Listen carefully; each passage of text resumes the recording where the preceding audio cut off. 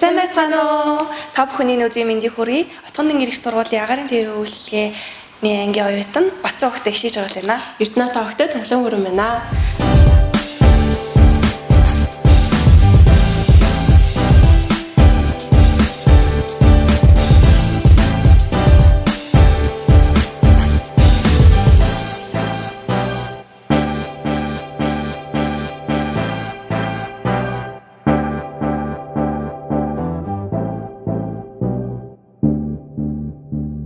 Яг одоо бид 8 цагийн дараа Солонгос, Бүлээн Солонгос улс руу нисэх гэж байна. 2 жилийн хугацаанд үнэхээр гоё байлаа. Ангийнхаа найзуудыг санах бах, сургуулаа санах бах, бас мэтийн багш нар байна. 2 жилийн хугацаанд бид нарт бас маш хэмиг зааж сургаж зөвсөн. Тэгээд ер нь айгүй л их санах бах та. Тэгээ маш үнэхээр үн цэнтэй, сайхан дурсамжуулж үлдлээ. Тэгээ яг Мяти анхны өдөртөө яг хичээл орох гэл ингээ оронгот үнэхээр их сонирхолтой байсан. Яг ингээл өөр орчин, яг утгын ингээс өөр сургууль, өөр ингээд байрлал очиж үзэж байгаа. Тэгэл тийм яг нөгөө онгоцны бодлоо очихгол ингээл огсож байгаа юм чинь. Яг нөгөө ийм хэрэгслээр сурж байгаа гэж тэгэл хувцас өмс очихгүй бүр амар гоё бүр яг бүр мэрэгчлэр ажиллаж байгаа юм шиг мэдээж төрдөө. Амар гоё гэдэг. Тэн дээр очиж үгүй дуртай юм бол тэгэл Мят дээр очивол онгоцны хэлсээр ингээл харах бас гоё штэ ингээл уран магаал буцаж сургууль дээр ирэл ингээл хичээл ингээл амар гоё хийж ингээл тий яг үнэ. Тэг яг нөгөө нэг онгоцон дотор яг нисэж байгаа юм шигээр дадлаг хийж ажилладаг. Дадлаг хийж одоо хичээлээ ордог болохоор илүү сонирхолтой байдаг. Багш маань яг өмнө нь ийм юм ордог, ингэдэг гэд бүх юмыг өөрийн биеэрээ зааж үзүүлдэг болохоор үнэхээр сонирхолтой байдаг. Яг Мяти хичээлд орохороо тэг хүүхд бүрийг нэг бүрчлээ авч нэг бүрчлээ ингээ зааж өгдөг. Бүх юмыг зааж өгдөг. Хаалганы хэсэгсэлэл тэгэл бүх юм ингээл унтраалга тавч энд юу байдаг гэл бүх юмыг л юм тэгэл нэг бүрчлэн зааж өгдөг. Тэгээ онгоцны хаалга ямар хүнд байдгийг яг тэр үед л мэдчихсэн.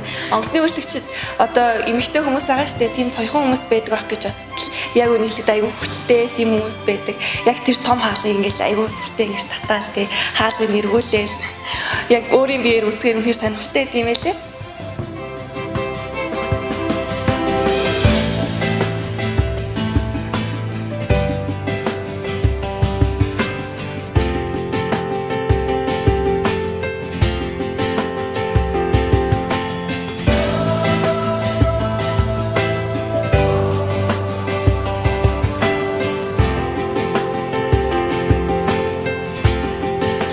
Тэгээд хансаараа явах болсон чинь бидэрт нэг бэрхшээл тулгарсан. Тэр нь хэл. За тэр нь болохоор Солонгосын бүх сургуулиуд бакалаврын эсэлт авахад хүүхдүүд нь Солонгос хэлний топгийн оноотой байж, топгийн 3 дугаар түвшинтэй байж Солонгос улсын сургуульд эсэх боломжтой байдаг. Энэ сонсогдож байгаа шиг тийм амархан зүйл бас биш. Тийм хэл сурах гэдэг бол үнэхээр хэцүү. Топгийг ерөн 3 удаа өгчээсэн. 3 дахь дээр би тэнцсэн. За тэгээд хамгийн тэнцэхгүй байсан шалтгаан гэх юм бол зөрүүг байсан. Тэгээд жишээлбэл эсэнийхээ сэдвийг ойлгохгүй ч юм уу тиймэрхүү асуудлууд тулгарч ирсэн. Тэгээд 2 удаа би эсэнийхээ сэдвийг ойлгож байгаагүй. Тэгээд үг зэвшлэнгүйгээсээ л болсон баг. Тэгээд 3 дахь дээр би амар хичээсэн. Ер нь л хичээж лээсэн л да. 3 дахь дээр би тэгтээ илүү хичээсэн. Миний хувьд бас топгийг 2 удаа өгсөн. Тэг эхнийх дээр нь унсан. Гэтэ тэр үед болохоор би ерөөсөө хийгээгүйсэн л да. Топгийн та ерөөсөө бэлдээгүй. Тэгээ яг ингээд өөр тэнцээ уралдаа ингээд өөр юм оролцоод хийж явж байгаад ерөөсөө бэлдэж чадаагүй байж байгаа тэнцээгүй. Тэгээ хоёр дахь дээр болохоор маш сайн бэлдсэн. Тэрэн дээрээ яаж бэлдсэн бэ гэхээр яг ангийнхаа найзуудтайгаа хамтдаа сууж агаад бэлдсэн байгаа. Яг ингээд бүлэг бүлгээрээ болж агаад ингээд бие биендээ ингээд үг цээжлээд өнөөдөр үг цээжлсэн бол маргааш нь болохоор эсэний сэдвийг хамтдаа орчуулж хийцгээгээд тэгэж яг ингээд найзуудаараа хамтдаа сууж хийх юм бол илүү сайн одоо топтой бэлдэж чаддаг юм байлээ. Ганцаараа хийснээс илүү.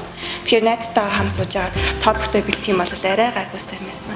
Тэгээд яг топ 3-таа тэнцэж чадсан да. Миний хувьд болохоор яаж бэлдсэн бэ гэхээр ер нь л ганцаараа бэлддэг. Тийм хүмүүсээс өөр өөртөөхөө онцлогтой харуулаад хэрвээ ганцаараа хичээл хийх туфтаа бол ганцаараа олоолаа хийгээд ойлгодог бол олоолаа хийсэн дээр хэрвээ үг зэжлэх дээр болохоор Бичиж хийжлэг бол бичээ цээжил. Уншаа цээжилдэг, хараа цээжилдэг бол хараа цээж. Би бол зүгээр хараа цээжилдэг. Тэгээд автобусанд явж байхдаа чарна тэгэл энэ тийм ингээд өмнөдөө ингээд кермалцсан тэгэл ингээд гаргаж ирэл хараа яж идэг гэсэн. Төв зарим хүмүүс тэгэл бичдэм мөлий, өөхгүй бичдэм мөлий хүмүүс бас. Тэгэхээр дүнэлтэнд хүрэх юм бол хүн яг өөрийнхөө яаж суралцах арга барилаа л олж авах хэрэгтэй байна л та. Тэрнийхээ дагуу сайн хичээгээд авах юм бол тэгэл амжилтанд хүрэх юм байна. Яг топгийн хариу сонсон мэдрэмжээ санаж байна уу? Би бүр найзтайгаа сонсон. Багш залгаад топтой тэнцсэн гэж ингээл. Тэнгүүд би бүр амар баярлаа доороо бүрсэж тогцоод.